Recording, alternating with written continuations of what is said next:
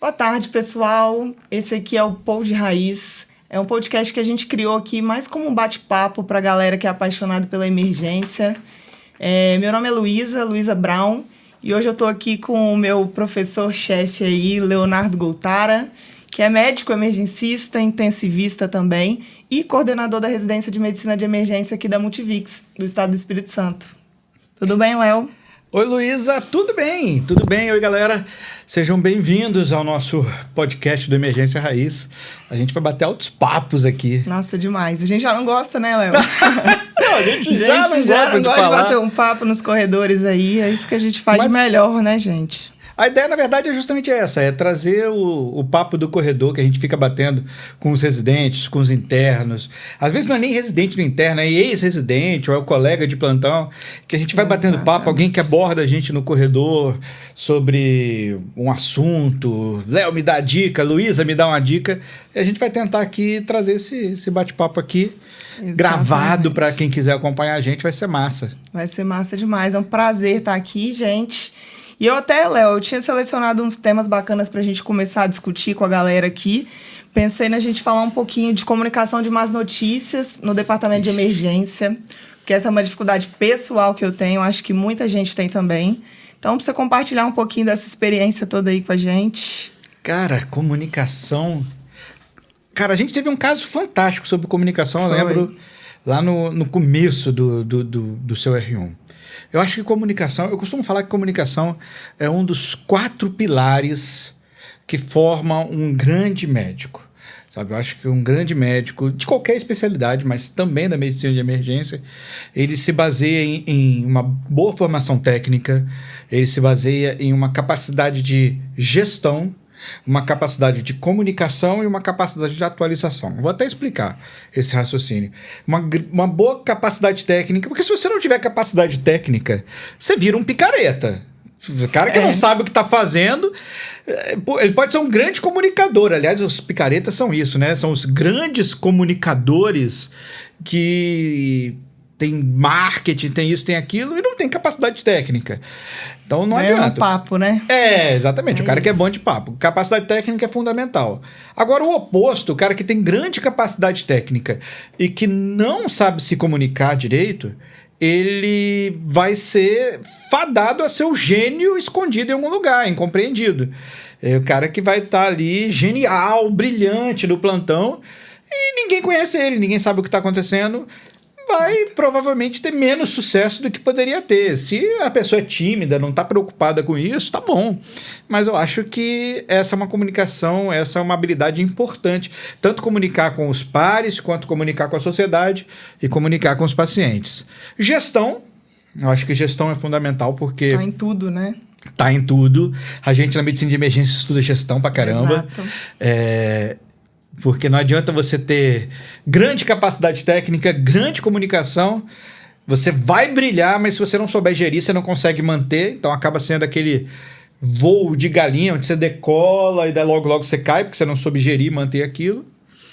E por fim, o 4º pilar do emergencista raiz, eu gosto de falar assim, que é a questão da atualização, porque você tem capacidade técnica, você tem comunicação, você tem gestão e você precisa estar atualizando os 3 primeiros sempre, porque a emergência ela vai mudando, ela vai sendo transitada de... Dinâmica, né? Dinâmica, o que é verdade 5 anos atrás não é verdade hoje.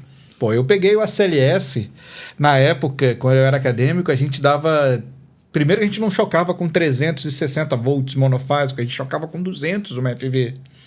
Paciente com fibrilação atrial, a gente chocava com 200. E a gente não tinha ênfase em massagem, a gente tinha ênfase em choque. Então era 200, se o paciente não voltava, a gente não massageava, a gente dava outro choque em sequência de 300. E se não voltava, a gente dava um 3º choque em sequência de 360 e o paciente ficava parado vários segundos, quiçá minutos. E hoje é completamente diferente o protocolo. Então, a capacidade de atualização é fundamental. Eu acho que os 4 formam o grande coisa. E comunicação, que é o nosso proposta de hoje, eu acho que é fantástico, assim. Nossa, quantos casos a gente já teve de que a comunicação foi a salvação da lavoura. Exato. É porque muita gente acha também que comunicação é dom, né? A gente fala muito isso. Você tem o dom de falar bem, de se comunicar melhor. E eu acho que eu concordo até com a parte vem do dom. Pessoas têm mais facilidade. Mas grande parte da comunicação é técnica, né? Sim. Treinamento. Vem da experiência aí de você... Enfim, vem de cada caso, né? Acho que cada caso é um caso, você aprende com esses casos. E a gente teve aquele recente lá que você me deu uma aula de formas, né, de abordagem a familiar, ao próprio paciente, às vezes, né, numa comunicação de uma má notícia. E uma coisa que eu sempre tive curiosidade, porque aquela vez eu já tinha te perguntado, era qual foi o paciente ou o quadro mais difícil que você teve que dar uma notícia ruim? Nossa, assim, eu tô indo para 21 anos, né? 21 anos de formado.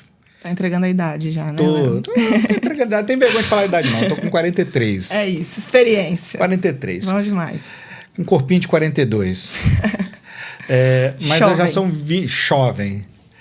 Já são 21 anos de formado e já dei muita notícia ruim. A epidemia de Covid, por exemplo, foi um catatal de gente que estava saudável num belo dia e no outro dia estava muito mal e morreu muita gente e muita gente ficou sequelada. Então, assim, foi um horror. Mas eu acho que as piores notícias...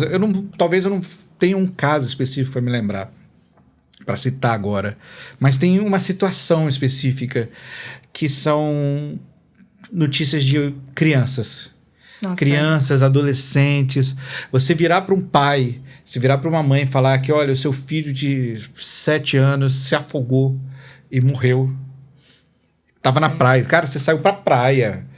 Você foi passear na praia. Você foi para um dia divertido. Era um domingo de manhã. Esse menino tava saudável há 2 horas atrás, sujo de areia, meleca saindo, passando filtro solar, insolação. E aí, belo dia, você fala, olha, ele se afogou e morreu. E aquilo que era um domingo de festa virar uma... Mesmo, nossa, né? Ninguém está preparado para isso. Então, os casos muito infantis, de certa forma, mexem comigo, sabe? Mexem muito comigo. São pacientes que, até para mim, 21 anos formado, conheço algumas técnicas de comunicação, impassiva, empática.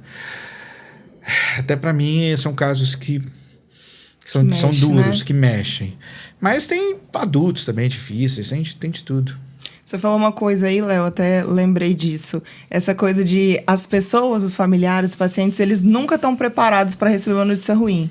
E é aí que é o nosso papel de estar preparado para dar essa notícia, né? Sim, então, a gente tenta ao máximo, né, se preparar dessa forma aí. A questão é justamente essa, assim. As pessoas às vezes falam assim, Léo, como é que eu faço para passar má notícia? Aí eu vou lá, explico, eu ensino, dou exemplo. Aí fala, puxa, eu passei tudo isso e o paciente ainda assim ficou mal, a família ainda ficou mal. Falei, gente, olha, a boa técnica nunca vai transformar uma má notícia numa boa notícia. Isso não vai acontecer. Tipo, você tem câncer, uhul! Não é receita de bolo, né? Não é receita de bolo. Mas você se comunicar empaticamente é fundamental para você transformar aquele momento que já é difícil per si pelo problema num momento um pouco mais palatável. E você não destruir ali aquela família ou aquele paciente através das suas palavras, porque as palavras têm o poder de destruir. Exatamente. Você não destruir aquilo e não destruindo, aí sim você poder construir a saída para aquela situação que está tão difícil. Ou a melhor saída, ou a menos pior saída. Exatamente. E, Léo, uma coisa que eu tenho dúvida assim, na minha prática, agora, semana passada, eu tive que dar uma má notícia para uma família de um óbito. E aí a gente lida muito com emoção, com negação, as famílias ficam realmente chorosas, aquele paciente e às vezes o próprio familiar que chora na sua frente. Eu já me coloquei na situação de quase chorar na frente do paciente. E a gente até conversou disso, né? Se é permitido ao médico, talvez, chorar, né? nesses casos, lidar com a emoção é muito difícil. Você tem alguma técnica, assim? A gente ouve muito falar do Spikes, né? Tem outras técnicas aí também. Você usa alguma para poder falar com seus pacientes? Olha, o protocolo Spikes, né? É um protocolo que ganhou uma certa disseminação nos últimos anos. Ele é um excelente protocolo. A gente só tem que lembrar que ele foi desenvolvido para comunicar má notícia no ambulatório de oncologia. Isso, o trabalho foi feito aí, né? Essa é a publicação original. E também é uma publicação original feita em países com outras culturas. Então, assim, para quem não sabe do que a gente está falando, o que é o Spikes, né? Deixar isso fala claro. Um pouquinho aí. Spikes é um mnemônico em inglês, de 6 letras, né? O S de setting, de preparar o ambiente, o P de perceiving, de você perceber o que está acontecendo, de você entender.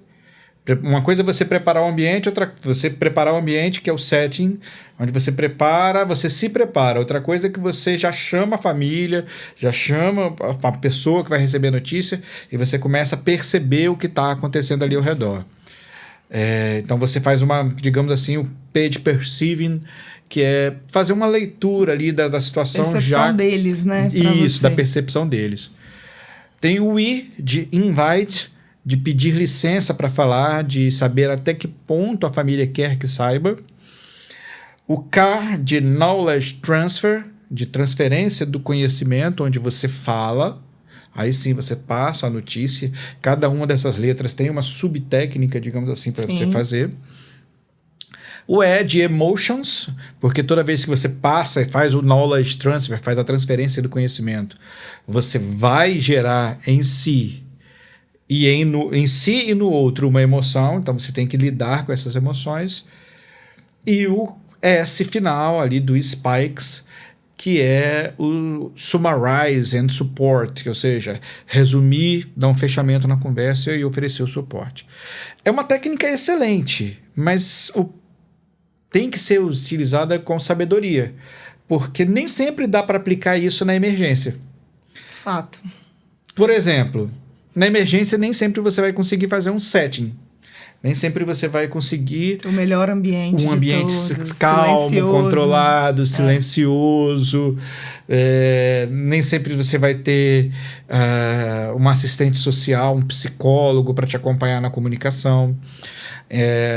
Na emergência nem sempre dá para fazer invite, porque às vezes é um óbito mesmo, né? É um óbito. Você não pode... Olha, até que ponto vocês querem saber?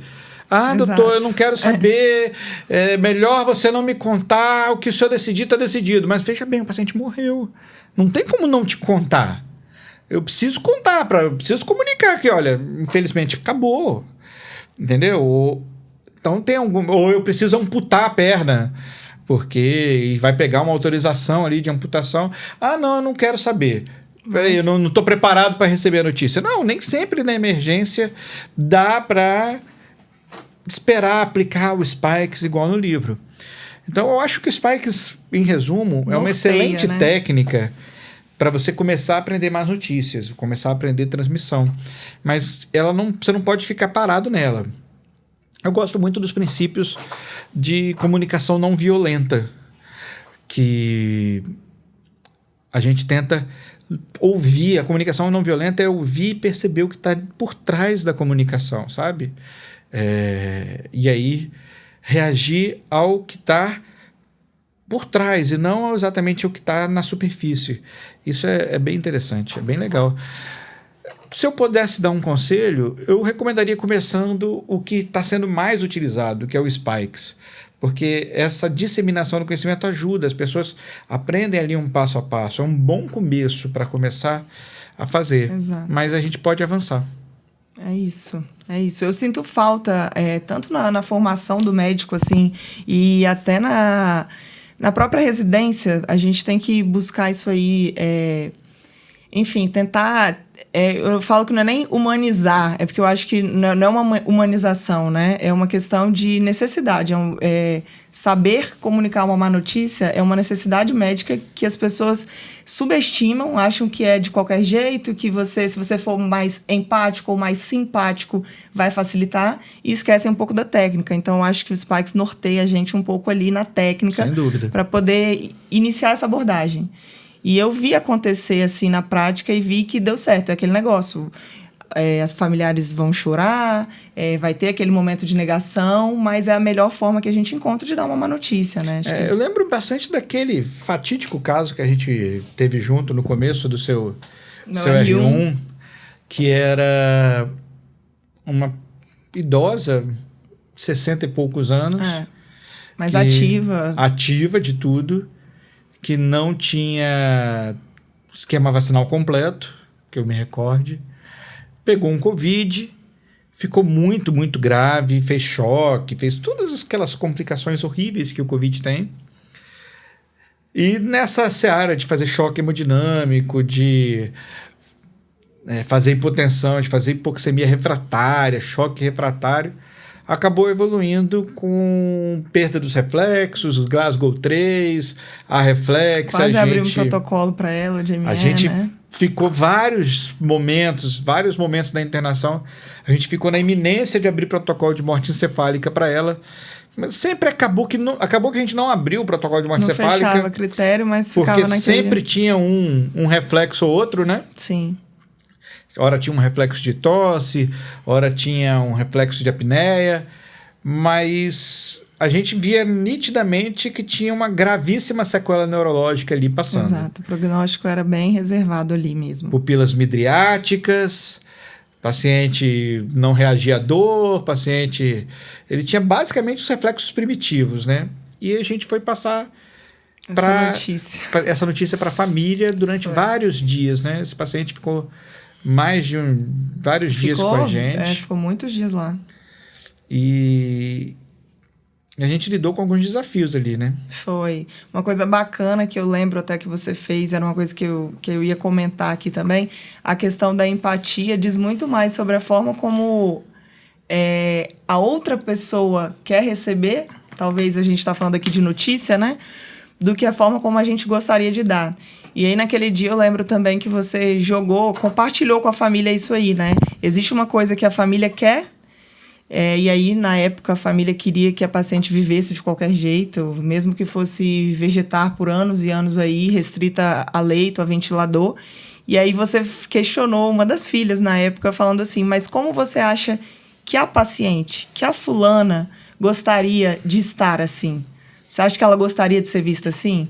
E aí você jogou para a família repensar um pouco, né? Essa é uma situação que acontece muito no exercício da autonomia, né?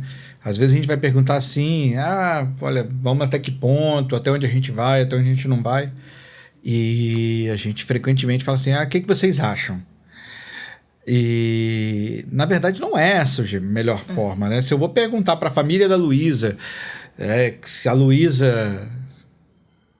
se a gente faz ou não faz determinado procedimento, até que ponto a gente vai ou não vai, eu não tenho que perguntar para a mãe da Luísa lá, para a dona Maria, o que a dona Maria acha. É verdade, a gente está tentando acolher e representar a Luísa. Então, assim, dona Maria, mãe da Luísa, irmã, marido, não importa. Seu Pedro, marido de Luísa, né? Dona Joana, esposa de Vivian, sei lá, esposa de Léo, não importa. Não é o que você acha, ninguém conhece a Luísa tão bem quanto você. Você vive com a Luísa há 30 anos. Você conhece cada desejo, cada sonho. Se você não conhece exatamente o que está dentro da cabeça dela, você é a pessoa que mais próxima pode conhecer. Muito mais do que eu ou alguém da nossa equipe que a conhece há alguns dias. E aí... não é o que você acha, mas se a Luísa pudesse estar aqui falando... Isso aí fez toda a diferença aquele dia. Se a Luísa pudesse estar aqui falando, o que a Luísa falaria sobre o tratamento da Luísa? O que o Léo falaria sobre o tratamento do Léo? Porque isso muda completamente. Eu gosto muito de uma expressão em inglês que fala, né? Walking on her shoes, né? Caminhar com os sapatos do outro e não caminhar com os seus sapatos. Cada um tem a sua caminhada, mas a gente precisa respeitar a caminhada do próximo. Acho que é sobre isso quando a gente vai falar de notícias. É contar ao próximo como a gente gostaria de ouvir e não...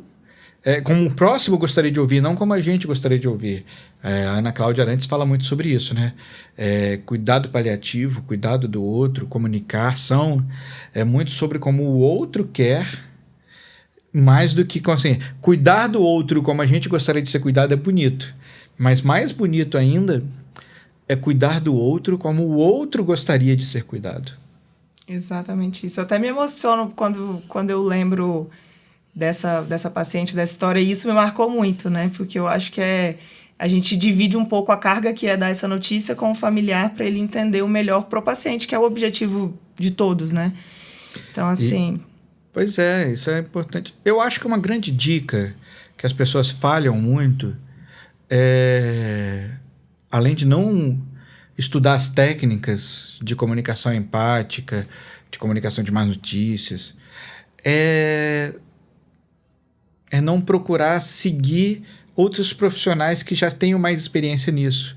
Porque eu aprendi vendo outras pessoas fazerem. Eu tive a oportunidade de ver com o Dr. Daniel Forte, que é brilhante, gigantesco. Sabrina já me ensinou muito, a Sabrina Ribeiro. Entre outros profissionais, eu vou ser injusto aqui, doutora Carolina Sarmento. Maravilhosa. Eu vou ser injusto se eu ficar citando nomes aqui. Mas quando você vê outros profissionais fazendo... simulado ou mesmo na prática, você consegue evoluir muito mais do que se você meramente só lê ou se você nem sequer lê. Então, na escadinha da construção da comunicação de uma notícia, eu sugiro que 1. Estude, 2. Pratique. Preferencialmente, pratique supervisionado ou veja outras pessoas praticando e depois você pratica em si. Acho que esse é um bom caminho. É isso, Léo. E tenha o privilégio de estar acompanhado aí de um chefe como você, né? Que a gente está sempre junto aí, só acrescentando, né, no aprendizado. Enfim, eu aprendo muito com você a cada dia e te agradeço pela oportunidade de hoje. Acho que esse é um assunto aí para muitos e muitos outros podcasts aí que a gente venha fazer. Mais episódios. É isso. Gostei muito. Acho que agora é nosso tempinho aqui para não ficar tão corrido também. A gente encerra com essa mensagem aí que você falou. Achei sensacional.